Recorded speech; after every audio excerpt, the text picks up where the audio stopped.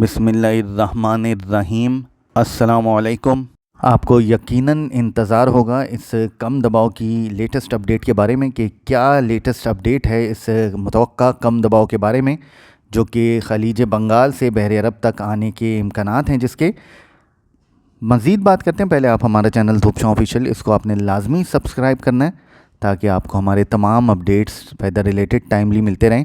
اور کوئی بھی ویدر ریلیٹڈ امپورٹنٹ اپڈیٹ آپ مس نہ کر دیں۔ میک شیور کہ آپ اس چینل کو لازمی سبسکرائب کر لیں۔ آگے بڑھنے سے پہلے آپ کو ایک ریمائنڈ کروانا چاہتے ہیں ایک بات کہ آپ کو یاد ہوگا کہ ہم نے اپنی مارچ اپریل کی اپڈیٹس میں آپ کو بتایا تھا کہ لالینا آنے کے امکانات موجود ہیں اور مونسون کے سیکنڈ ہاف میں خاص طور پہ لالینا متوقع ہے۔ تو مونسون کے سیکنڈ ہاف میں لالینا کی طرف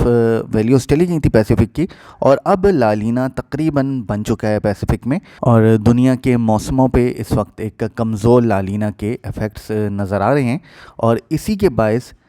پاکستان اور سب کانٹیننٹ کا جو ویدر ہے اس میں بھی لالینا کے واضح ایفیکٹس نظر آ رہے ہیں، اور خلیج بنگال پہ بننے والا ہوا کا کم دباؤ اس کی موومنٹ بحر عرب پہ بھی لالینا کے ایفیکٹس کی وجہ سے ہی ہونے کے امکانات زیادہ ہیں۔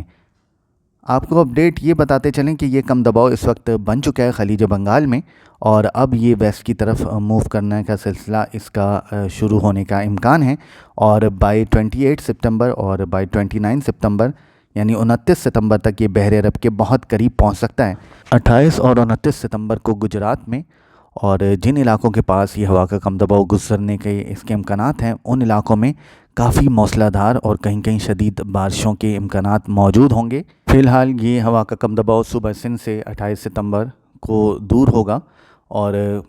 28 ستمبر کے دن کوئی خاص امپیکٹس آنے کے امکانات نہیں ہیں سوائے گرمی کے، اور صوبہ سندھ کے مختلف علاقوں میں گرمی کی شدت بڑھنے کے امکانات موجود ہیں، خاص طور پہ کراچی شہر میں بھی گرمی کی شدت بڑھنے کے امکانات ہیں۔ 29 ستمبر شام رات سے صوبہ سندھ کے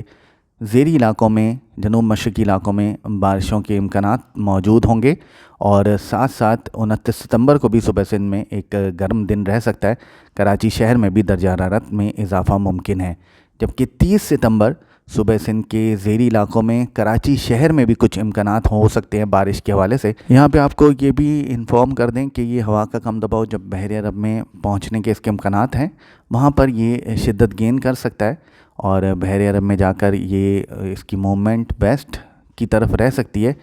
پہلے ویسٹ کی طرف اور پھر اس کی موومنٹ تھوڑی سی ساؤتھ ویسٹ کی طرف ہو سکتی ہے۔ بحر عرب میں یہ کافی دن تک ایکٹیو رہ سکتا ہے یہ ہوا کا کم دباؤ، اور اس دوران اس کی شدت میں بھی اضافے کے امکانات بہرحال موجود ہوں گے بحر عرب میں۔ یہاں پر ایک جو امپورٹنٹ انفارمیشن آپ کے ساتھ شیئر کروں وہ یہ کہ جب یہ ہوا کا کم دباؤ بحر عرب میں اس کے پہنچنے کے امکانات ہیں، آلموسٹ انہی دنوں میں خلیج بنگال میں ایک اور ہوا کا کم دباؤ تشکیل پانے کے امکانات موجود ہیں۔ ان دونوں ہوا کے کم دباؤ کی موجودگی میں صوبہ سندھ میں نمی والی مشرق سے آنے والی خلیج بنگال کی طرف سے آنے والی ہوائیں وافر مقدار میں موجود ہو سکتی ہیں، جس کے باعث صوبہ سندھ کے جنوبی اور کچھ وسطی علاقوں میں اچھی بارش بھی ہو سکتی ہے۔ خاص طور پہ جنوب مشرقی صوبہ سندھ کے علاقوں میں کافی موسلا دھار بارشیں متوقع ہیں، زیری سندھ میں بھی اکثر علاقوں میں موسلا دھار بارشیں ہو سکتی ہیں۔ اس ہوا کے کم دباؤ کی شدت کے بارے میں آپ کو بتاؤں کہ ونڈ شیئر کا یہ میپ ہے، اور اس میں آپ دیکھ رہے ہیں کہ صوبہ سندھ کے جنوب میں اور صوبہ بلوچستان کے جنوب میں جو ساحلی علاقے ہیں ان تمام علاقوں میں ونڈ شیئر بہت کم ہے، جس کے باعث اس ہوا کے کم دباؤ کو کافی فیزیبل انوائرمنٹ مل سکتی ہے، اور اس کی انٹینسٹی اس سازگار حالات کے باعث بڑھ سکتی ہے، اور یہاں کم از کم یہ ایک ڈپریشن کی فارم میں کنورٹ ہو سکتا ہے، اور کافی دن تک یہ عریبین سی میں ایکٹیو رہ سکتا ہے۔ لالینا کے حوالے سے اپڈیٹ یہ ہے کہ لالینا اس وقت موجود ہے، اور کمزور لالینا فیس میں ہم داخل ہو چکے ہیں، اور اس وقت کمزور لالینا پیسیفک اوشن میں موجود ہے۔ جبکہ بحر عرب کے ٹیمپریچرز کے حوالے سے بتا دوں جس کے باعث اس ہوا کے کم دباؤ کو سازگار حالات ملنے کے امکانات ہیں، وہ یہ ہے کہ بحر عرب میں ٹیمپریچرز مسلسل بڑھ رہے ہیں، اور اب پچھلے 7 دنوں کا اگر آپ کمپیریزن دیکھیں تو ہمارے کوسٹل ایریاز کے ساتھ ساتھ اور ख़ास طور پہ بحر عرب کے سینٹرل علاقوں میں درجہ حرارت کافی بڑھ چکے ہیں اور مزید ان کے بڑھنے کے امکانات موجود ہیں. اور اگر ہم اس کی عمومی جو اوسط درجہ حرارت ہے ان سے اگر